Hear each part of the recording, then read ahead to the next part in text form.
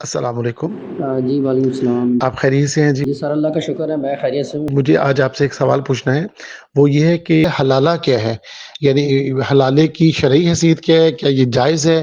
اور اس کی کیا دلائل ہیں؟ اور اگر یہ جائز نہیں ہے تو جو لوگ اس کو کرتے ہیں ان کے بارے میں بھی کائنڈلی ضرور بتائیے گا۔ میں یہ آپ سے ریکویسٹ کروں گا کہ کائنڈلی کہ آپ کسی بھی مسلک، چاہے وہ فقہ حنفی ہے یا مالکی ہے یا شوافی ہے یا جعفری ہے، ان سے ہٹ کے آپ یہ کائنڈلی گائیڈ کر دیں کہ اس میں قرآن کیا کہتا ہے، نبی کریم صلی اللہ علیہ وسلم کی احادیث مبارکہ میں یا آپ کی سیرت مبارکہ سے جو واقعات ملتے ہیں ان کی روشنی میں، اور صحابہ کرام نے ان میں جیسے 4 خلفائے راشدین نے اپنے ادوار میں جو فیصلے کیے ہیں ان کی روشنی میں آپ کائنڈلی ضرور بتائیے گا۔ حلالہ حل حل حلال ہونا وہی ہے نا، حلال یا تحلیل، کسی چیز کا حلال ہونا، جائز ہونا کہ آپ اس کو استعمال کر سکتے ہیں۔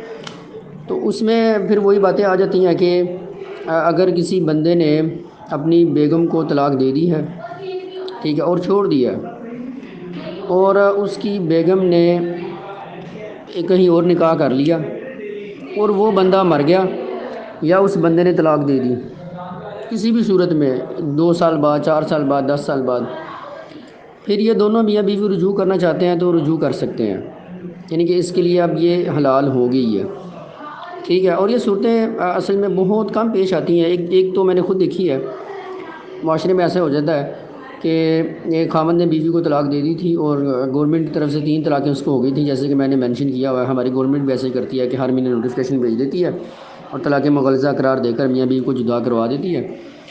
یہ ہمارے رشتہ داروں میں ہی ہوا تھا کیس۔ پھر اس عورت نے کہیں اور شادی کر لی، بندے نے کہیں اور کر لی۔ اللہ کی طرف سے ایسا ہوا کہ اس عورت نے اس بندے کو چھوڑ دیا اور دوسرے بندے نے اس عورت کو چھوڑ دیا، یہ دونوں میاں بیوی پھر مل گئے۔ یہ بہت کم ہوتا ہے ایسے۔ یہ اصل میں حلالہ یہ ہے کہ آپ بائی چانس، بائی نیچر، اللہ کی طرف سے کچھ حالات ایسے بن گئے کہ آپ دوبارہ سے مل گئے ہیں، اس کو حلالہ کہا جاتا ہے، جو کہ قرآن پاک جس کو بیان کرتا ہے۔ ہمارے ہاں کیا ہوتا ہے کہ خاوند نے طلاق دے دی غصے میں آ کر، اور اب ان کے بچے بھی ہیں، بچے پڑھ رہے ہیں، ٹھیک ٹھاک گھر چل رہا تھا، ٹی وی کے اوپر بحث ہوئی، ڈرامے کے اوپر بحث ہوئی، خرچے کے اوپر بحث ہوئی، شوہر صاحب نے طلاق طلاق طلاق کہا اور مولوی صاحب نے کہا لو جی 3 طلاقیں پڑ گئی ہیں، اب یہ جو آپ کی بیوی ہے نا وہ تو حلال نہیں ہوگی۔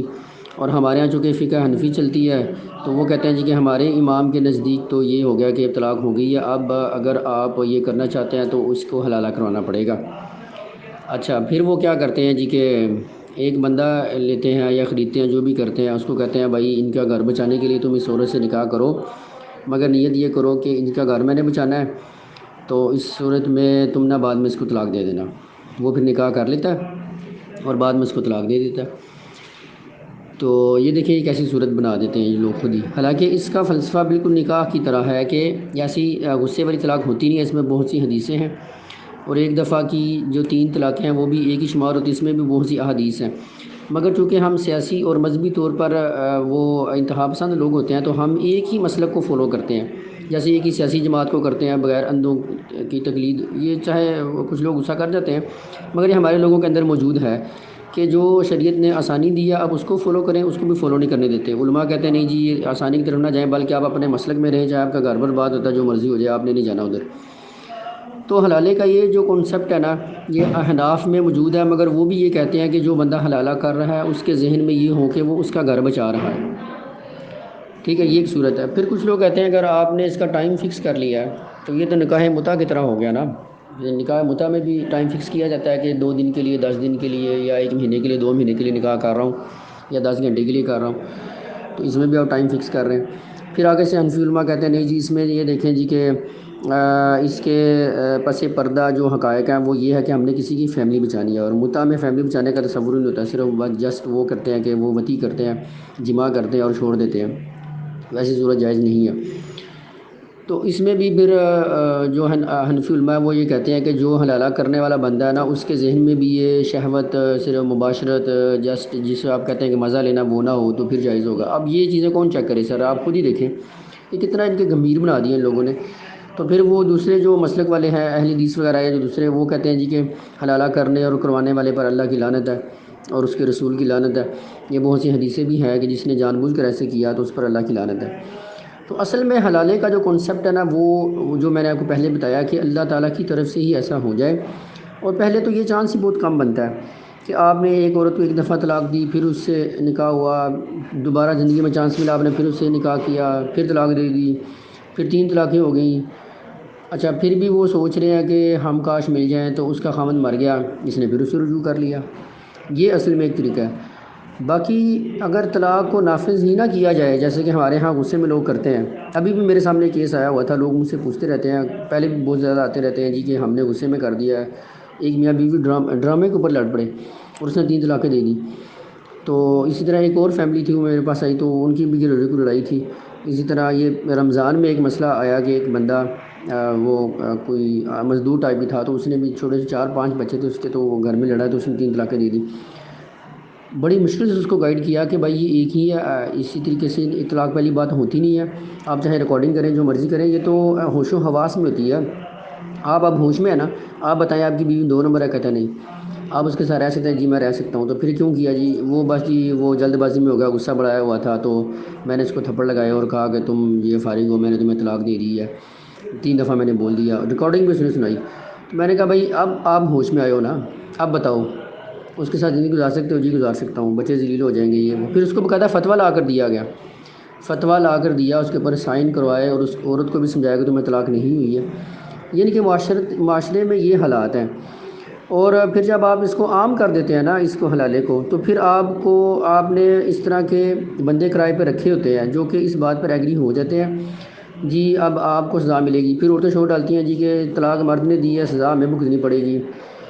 وہ کہتے ہیں نہیں جی نہیں، آپ کو کیسے سزا بھگتنی پڑے گی؟ آپ تو نکاح کر کے نکاح ٹائم فکس کر رہی ہیں اور بالکل حلال کام کر رہی ہیں، آپ اس کے ساتھ جماع کریے تو حلال ہے۔ سزا تو آپ کے مرد کو ہے جو کہ ذہنی اذیت میں مبتلا ہو جائے گا کہ میری یہ غلطی سے عورت اب دوسرے مرد کے ساتھ رات کو سوئی ہے تو اب میرے پاس آ رہی ہے، اب وہ دوبارہ ایسی حرکت نہیں کرے گا۔ یعنی کہ یہ آگے سے جواب دیتے ہیں وہ لوگ۔ تو یہ بڑی عجیب سا ایک کنسیپٹ ہے جو کہ ڈال دیا گیا ہے۔ چلیں بہت بڑی فکر ہے اس کے پیچھے ابو حنیفہ کی، مگر ظاہر ہے وہ بھی اسکالر تھے اور انسان تھے۔ اب لازمی نہیں ہے، نئی بات اس لیے کہا کہ جو چیزیں آپ کو آسانی کی طرف لے کر جائیں اور جن میں سہولت ہو آپ ان کو اختیار کیا کریں۔ تو جس چیز میں اللہ اور اس کے رسول نے ہمیں آسانی اور سہولت دی ہے، ہمیں چاہیے کہ ہم وہ اختیار کریں، نہ کہ اس طرح کے گمبھیر باتوں میں پڑھ کے اور مسائل کو مزید الجھا دیں اور آپ اپنی فکر پر اڑے رہیں اور اس کے اوپر دلائل پیش کرتے رہیں جی ہم تو ایسے ہی رہیں گے، آپ جو مرضی کر لیں، اس میں سے آپ پوائنٹس نکالنا شروع کر دیں۔ اب لوگوں کی نیت کون جانتا ہے؟ تو وہ کہتے ہیں جی کہ فقی بندہ ہوتا ہے تو وہ اس بات کو جانے کہ یہ گھر برباد ہو رہا ہے، تو وہ باریک سوچ رکھے گھر بچانے کے لیے، چاہے یہ نکاح اس طریقے سے جائز نہیں ہوتا ہے یا نہیں ہوتا ہے، نکاح ہو گیا تو پھر ہو گیا، اب حلالہ ہو گیا تو ہو گیا، ٹھیک ہے۔ اسی طرح 3 طلاقیں ہو جاتی ہیں، واقعہ ہو جاتی ہیں تو ہو گئی ہیں، اب حلالہ بھی اسی طریقے سے ہو جائے گا، اس طرح کی۔ یعنی کہ آپ اگر فقہ کی باتیں پڑھیں یا کسی حنفی عالم کے پاس بیٹھیں تو آپ کو یہ اس طرح کے دلائل دے رہے ہوں گے، مگر قرآن پاک نے بالکل واضح کر دیا کہ جیسے نکاح مردوں کی گواہوں کی موجودگی میں ہوگا، ہوش و حواس کے ساتھ ہوگا، ایسے طلاق بھی ہوش و حواس کے ساتھ اور گواہوں کی موجودگی میں ہوگی۔ چاہے آپ کورٹ میں دیں یا محلے میں دیں یا خاندان میں دیں، وہاں بندے بٹھائیں اور ان سے بات کریں کہ اس عورت کا کریکٹر یہ ہے، اس کی وجہ سے میں اس کے ساتھ نہیں رہ سکتا ہوں اور آپ لوگوں کی موجودگی میں اس کو طلاق دے رہا ہوں۔ یہ اصل طریقہ ہے، اور حلالے کا بھی وہی شرعی طریقہ ہے جو کہ قرآن پاک نے بیان کیا، جو کہ حدیثوں سے ثابت ہے، جس پر صحابہ نے بھی عمل کیا۔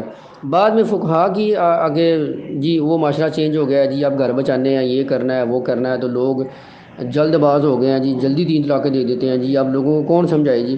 وہ کر سکتے ہیں، آپ بھی کر سکتے ہیں کہ یہ لوگوں کو گائیڈ کریں، آپ اس کی بجائے قانون ہی الٹا کر دیں کہ لوگ جی جلد باز ہو گئے ہیں تو اس لیے حلالے کا طریقہ بھی یہ ہم نے اختیار کر لیا ہے جی۔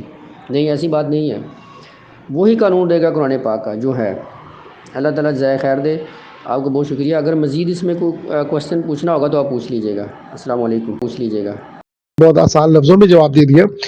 ہمارے چینل کا مقصد بھی یہ ہے کہ ہمارے بعض علماء کرام، ظاہر سی بات ہے کہ ہمارے ملک کے اندر مختلف مسالک ہیں، فرقے ہیں، جبکہ ہم یہ چاہتے ہیں کہ ہم ان مسالک اور فرقوں سے ہٹ کے دین کو سمجھیں۔ تو کوئی بھی جب ہم کسی عالم سے بات کرتے ہیں تو وہ سٹریس کے ساتھ یہ لازمی کہتے ہیں جی ہم تو اپنے فرقے کی بات کریں گے۔